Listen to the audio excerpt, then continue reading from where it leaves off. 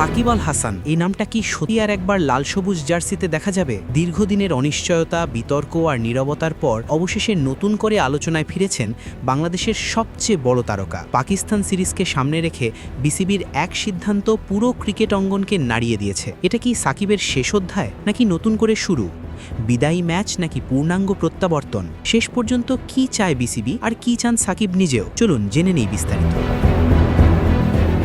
বাংলাদেশ জাতীয় ক্রিকেট দলে সাকিব আল হাসানের ফেরার সম্ভাবনা নিয়ে নতুন করে উদ্যোগ নিয়েছে বাংলাদেশ ক্রিকেট বোর্ড। বিসিবির লক্ষ্য আগামী মার্চে পাকিস্তানের বিপক্ষে ঘরের মাঠের সিরিজ দিয়েই সাকিবকে আন্তর্জাতিক ক্রিকেটে ফেরানো। দীর্ঘদিন ধরে জাতীয় দলের বাইরে থাকা এই অলরাউন্ডারকে ঘিরে আবারও আশার আলো দেখছে বোর্ড। 2024 সালের 5 আগস্টের পর থেকে বাংলাদেশে ফেরেননি সাকিব আল হাসান। দক্ষিণ আফ্রিকার বিপক্ষে মিরপুর টেস্ট খেলতে আগ্রহ প্রকাশ করেছিলেন তিনি, তবে বিভিন্ন বাস্তবতা ও পরিস্থিতির কারণে সেটি সম্ভব হয়নি। এরপর পাকিস্তান ও ভারত সফর হলেও জাতীয় দলের হয়ে আর মাঠে নামা হয়নি তার। এর মধ্যেই তার অবসর নিয়ে নানা জল্পনা শুরু হলেও সেসব পরিকল্পনা বাস্তবায়িত হয়নি। বিসিবি সূত্র জানিয়েছে, বোর্ড এখনই সাকিবকে শুধুমাত্র একটি বিদায়ী সিরিজ দেওয়ার চিন্তায় নেই, বরং তাকে নিয়মিতভাবে দলে ফেরানোর পরিকল্পনায় বেশি গুরুত্ব পাচ্ছে। বিসিবির লক্ষ্য যেন একটি সিরিজেই সাকিবের অধ্যায় শেষ না হয়, বরং তিনি চাইলে আরও কিছুদিন জাতীয় দলের হয়ে খেলতে পারেন। এই বিষয়ে গণমাধ্যমে কথা বলেছেন বিসিবি পরিচালক আসিফ আকবর। তিনি জানিয়েছেন, সাকিবের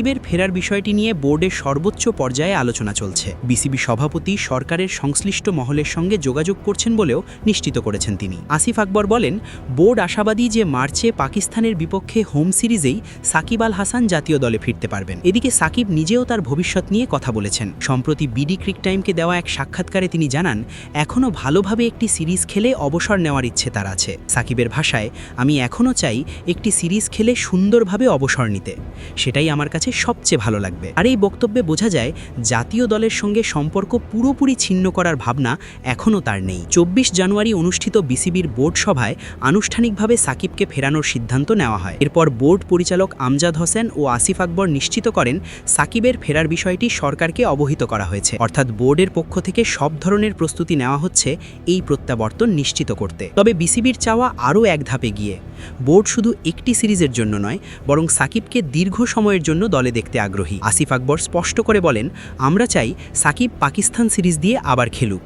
এরপর সে কতদিন খেলবে সেটা তার নিজের সিদ্ধান্ত। সূচি অনুযায়ী মার্চ মাসে পাকিস্তানের বিপক্ষে 3 ম্যাচের ওয়ানডে সিরিজ খেলবে বাংলাদেশ। এরপর মে মাসে পাকিস্তান দল আবারও বাংলাদেশে আসবে 2 ম্যাচের টেস্ট সিরিজ খেলতে। এই 2 সিরিজই হতে পারে সাকিবের জন্য বড় মঞ্চ, হোক তা বিদায়ী অধ্যায় কিংবা নতুন করে শুরু করার গল্প। সব মিলিয়ে প্রশ্ন একটাই, পাকিস্তান সিরিজ কি হবে সাকিব আল হাসানের শেষ অধ্যায়, নাকি আবারও লাল সবুজ জার্সিতে দীর্ঘ যাত্রার সূচনা? সিদ্ধান্ত হয়তো সময়ই বলে দেবে।